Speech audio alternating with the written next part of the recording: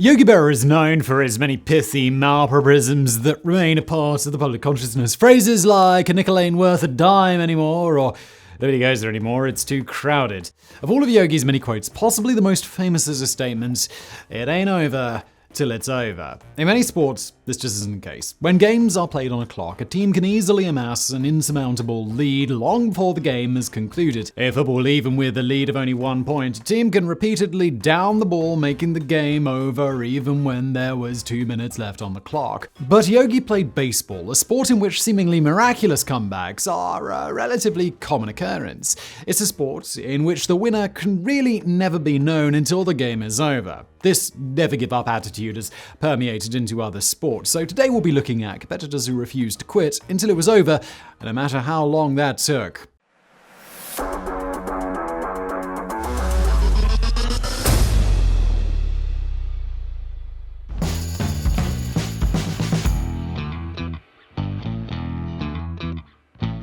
We're going to start with a sport that you wouldn't expect to see on this list, hockey. Hockey is a sport that doesn't lend itself to particularly long games, both because it has a 60-minute game clock and because games are allowed to end in ties. But this was the playoffs, and games in an elimination bracket can never end in ties. It was Game 1 of the 1936 Stanley Cup semifinals between the Detroit Red Wings and the Montreal Maroons. At the end of the 3 20-minute periods, the game was scoreless. Because it was the playoffs, overtime would be an additional full 20-minute period. Both teams failed to score, so it was time for the second overtime, at which point the game becomes sudden death. But still, the game remained scoreless. Then there was a third overtime, a fourth, a fifth, and finally a sixth. Mud Brunto had been called up from the minor league Detroit Olympics to join the Red Wings just 2 weeks earlier. The 21-year-old rookie was adjusting to the faster pace of the NHL, and he was an unlikely candidate to bring this marathon event to a close. At 16:30 into the sixth overtime, an errant pass left the puck rolling, and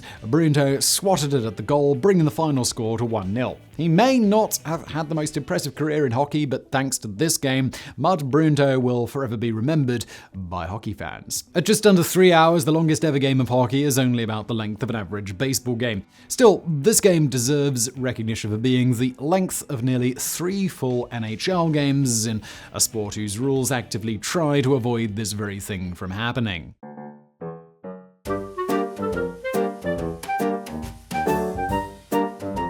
There are 2 contenders for the longest MLB game of all time, depending on how you measure longest. In terms of innings, the longest MLB game was in 1920 between the Brooklyn Robins and the Boston Braves. The game went 26 full innings. However, it was only 3 hours and 50 minutes long. That's well above average for a normal MLB game, but it's hardly outrageous. One of the things that makes the game so unusual, aside from having the most innings in a major league game, is that it ended in a tie. After the 26th inning completed, the game was called on account of darkness. In terms of time rather than innings, the longest major league game came in 1984 when the Chicago White Sox battled the Milwaukee Brewers for 25 innings. The game was suspended at 1 a.m. after 17 innings. It resumed the following night and finally ended when Harold Baines hit a walk-off home run in the bottom of the 25th inning to lead the White Sox to a 7-6 victory after 8 hours and 6 minutes. Those may have been the longest major league games, but certainly not the longest professional game. That award goes to the Pawtucket Red Sox and the Rochester Red Wings. The AAA teams for the Boston Red Sox and Baltimore Orioles began their bout on the cold evening of April the 18th, 1981. The Red Wings led the game 1-0 after the 7th inning, but the poor Sox managed to tie the game up at the bottom of the 9th. 12 more innings of shutout baseball followed into the early morning of April the 19th when the Red Wings finally scored a run in the top of the 21st. They let out a sigh of relief, but perhaps they let their guard down too soon as the Sox once again tied the score in the bottom of the 21st. At 4:09 a.m., after 8 hours and 7 minutes and 32 innings, the game was suspended to be completed at a later date. That later date would be June the 23rd. The MLB had gone on strike 2 weeks prior, so even though it was a minor league game, it was making national headlines. It had already broken the record for longest game by 1 minute and the record for most innings by 6, so baseball fans the nation over were excited to see what was in store for the remainder of the game. The sellout crowd packed the stadium to witness what was undoubtedly going to be an exciting day of baseball, all 80 minutes of it. When the game resumed that day in June, it saw Dave Kozer hit a bases-loaded single during the poor Sox first at bat of the day, ending the game with a score of 3-2.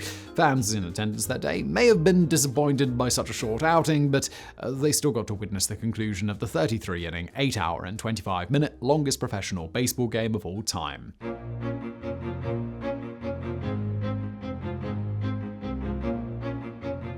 Tennis scoring can seem a bit strange to those unfamiliar with the sport. Matches are played in either a best of 3 or best of 5 sets, with each set being first to 6 games and each game being first to 4 points. Rather than counting off points 1, 2, 3, 4, the points get their names from the French word for egg, followed by the locations of the minute hands on a clock. A game also needs to be won by at least 2 points, and a set needs to be won by 2 games unless the players are tied at 6 games each, in which case the first to win the 7th game wins the match. I understand all of this because I really like tennis, but I can see why it's confusing. But we're not done yet. At Grand Slam tennis tournaments, excluding the US Open, if a match went to the final set, that set had to be won by 2 games. A 7-6 final score is possible, but for the first 4 sets only, not for the final set. So what does all of this mean? Well, to start, it means that to win a game and then a set, a player needs to show an actual advantage over the opponent. If players just traded back and forth points, whoever went first would win each game, and well, that's not terribly exciting. Thus, the requirement to win a game by 2 points is to demonstrate that one player actually bested or broke the other player in that game. The same principle applies to games in a set, except with most games having a tiebreaker at 6-6 in the interest of time. The other thing this means is that theoretically a single game can last forever if no player ever scores 2 points in a row, though this is extremely unlikely. What is much more likely is that in a set that doesn't have a tiebreaker game, it can take an extraordinarily long time for a player to win 2 games in a row. Such is the tale of one match at the 2010 Wimbledon Championship, a match that one professional player claimed likely took 6 months off each of the men's careers. John Isner and Nicholas Mahut went head-to-head in the first round of the men's single event on the 22nd of June 2010. They completed 4 sets with scores of 6-4, 3-6, 6-7, and 7-6. The match then ended for the day on account of darkness. Sets 3 and 4 may have both ended with a tiebreaker game, but this was Wimbledon, so the final set needed someone to win by 2 games. The men resumed playing on June the 23rd, and it was a hotly contested battle. As expected, they found themselves at a 6-6 score, then 7-7, then 20-20. When the game score reached 47-47, the scoreboard stopped working. It wasn't built to handle numbers larger than that, so IBM had to send in someone to repair it. Once again, a lack of sunlight caused the match to be halted and to resume for an unprecedented 3rd day. On June the 24th, there would finally be a winner. Unlike when the Poor Sox resumed their legendary game, this final day was not going to be an 18-minute affair. The grueling match continued until finally the American Isner prevailed. The final score of the 5th set was 78-60. The entire match lasted for 11 hours, 5 minutes, with 8 hours and 11 minutes of that representing only the 5th set.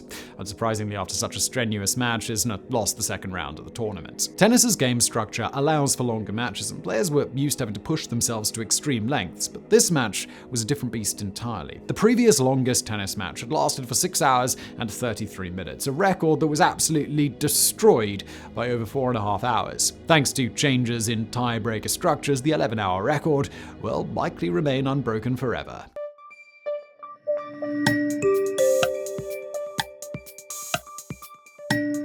Test and first-class cricket matches take 3 to 5 days, with at least 6 hours of play each day, making an average game take 18 to 30 hours of play. 5-day test matches are the standard for international play, but that wasn't always the case. There used to be timeless test matches that would be played until a team won, regardless of how long that took. Unfortunately, because the question, how does cricket work, is most commonly answered with the question, well, how long do you have, we're not going to be able to describe the matches and score. The most important thing to know is that cricket has a lot of strategic elements involving playing defensively and utilizing the clock to play for a draw when behind. The purpose of a timeless test may just have been to eliminate draws, but doing so fundamentally changed the strategy of the game so much that by removing the clock, it encourages games to last as long as possible. So, how much longer can a game that would normally have been scheduled to last 30 hours possibly take? The simple answer is, we'll never know, but we know the longest attempt. In 1939, South Africa and England played in a timeless test game in Durban, South Africa. The match began on March the 3rd and would last until March the 14th. Sundays were naturally the Lord's Day, so play was scheduled for 10 of those 12 days, though the 8th scheduled day was cancelled due to rain. This left 9 days for the match, totaling 43 hours and 16 minutes of play.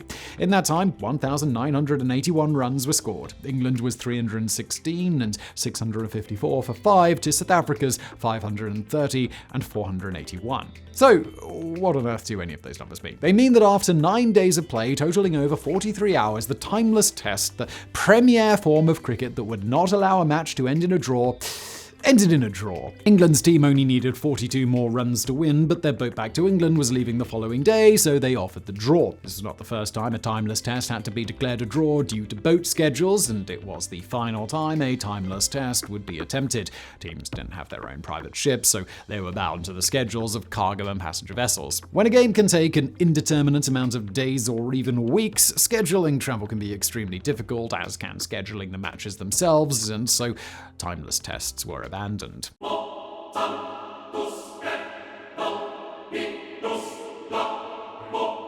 You may be shocked to learn that the International Olympic Committee, as well as more than 100 countries, recognize chess as a sport. Not only is it incredibly competitive, but at high levels of play, chess is also a great way to lose weight. Grandmaster chess players can burn as many as 6,000 calories per day in competitions just from the exceptional amount of brain activity, and also likely a bit from stress as well. Their times can also put all other sports to shame. The longest individual game of chess took place in 1989 and lasted over 20 hours. That's pretty impressive for a one-on-one competition rather than a team sport, but the longest chess match of all time is on a completely different level. The 1984 Chess World Championship came down to a match between reigning champion Anatoly Karpov and 21-year-old challenger Garry Kasparov. The match was scheduled to take place until either player won 6 games, and at first it looked like it was going to be an easy victory. Karpov established dominance early by winning games 3, 6, 7, and 9. It wasn't even 10 games in, and the champion was already leading 4-0. Reporters were likely already writing their coverage of the event, but Kasparov wasn't ready to give in.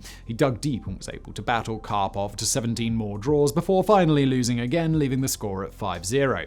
Karpov only needed one more win, but it was never going to come. After 4 more draws, Kasparov took game 32, finally winning his first game against the defending champion. This was followed by a series of 14 more draws, followed by Kasparov winning games 47 and 48 back-to-back. It was after the 48th game that the International Chess Federation's president took to the stage to make an important announcement. The match was to be abandoned. They had completed 48 games over the course of 5 months of play, and the match would be cancelled for the health of the players. Neither player was happy with the announcement, least of all Kasparov. He had just won back-to-back games and appeared to have been playing better chess than the champion. However, though the timing of the announcement was suspicious at best, as it meant Karpov would remain the champion by default, it was not entirely baseless. Kasparov may have understood the importance of remaining physically fit in competitive chess better than his opponent, as he still appeared to be in great shape and only playing better and better.